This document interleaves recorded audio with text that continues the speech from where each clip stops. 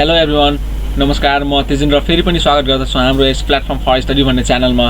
So previous भिडियोमा हाम्रो चाहिँ कन्ट्रोल स्टेटमेन्टको बारेमा बुझेको थियौँ। द्याट मिन्स एक्चुअलमा कन्ट्रोल स्टेटमेन्ट भनेको के हो र यो कन्ट्रोल स्टेटमेन्टको कसरी युज गर्नु त। सो आज चाहिँ हामीहरू चाहिँ यसको टाइपको बारेमा हेर्छौँ। सो फर्स्टमा हामीसँग छ डिसिजन मेकिङ कन्ट्रोल स्टेटमेन्ट।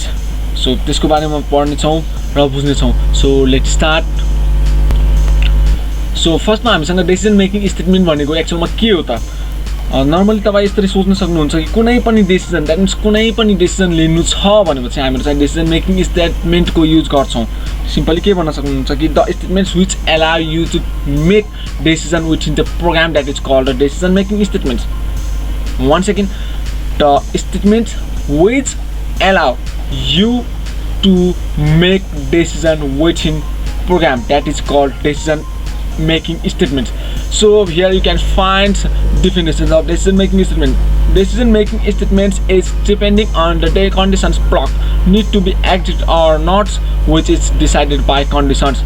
यसले चाहिँ एक्चुअलमा के भन्छ कि डिसिजन मेकिङ स्टेटमेन्ट चाहिँ कुनै conditions of block, that means block of statements जुन कन्डिसन दिएको हुन्छ उसमा चाहिँ डिपेन्ड गर्छ र त्यो डिपेन्ड अनुसार that accordings with this conditions which block of statements will executed or not. That means decision अनुसार है, डिसिजन अनुसार।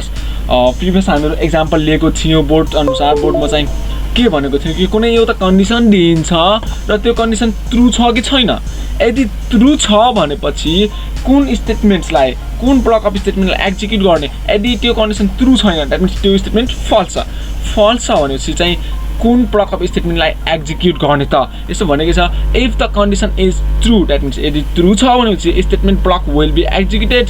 If condition is false then statements block will not be executed. That means हामीहरू दिन्छौँ, यदि कुनै condition दिन्छौँ block, त्यो decision making स्टेटमा कुनै कन्डिसन दिइराखेको हुन्छौँ, त्यो कन्डिसन यदि ट्रु छ भनेपछि त्यसको भित्र जान्छ, त्यो ब्लक अफ स्टेटमेन्टको भित्र जान्छ। यदि त्यो फल्स छ भनेपछि त्यो ब्लक अफ स्टेटमेन्टको भित्र जाँदैन र बाहिर फेरि बाहिरदेखि डाइरेक्ट एक्जिट गरिदिन्छ। सो यसको अब हामीहरू चाहिँ एउटा एक्जाम्पल लिएर एकदमै राम्रोसँग बुझ्ने नै छौँ। सो नेक्स्ट हामीसँग types of decision making statements, के टाइप्सहरू दिएको छ हामीसँग। सो फर्स्टमा हामीसँग चाहिँ छ इफ स्टेटमेन्ट्स।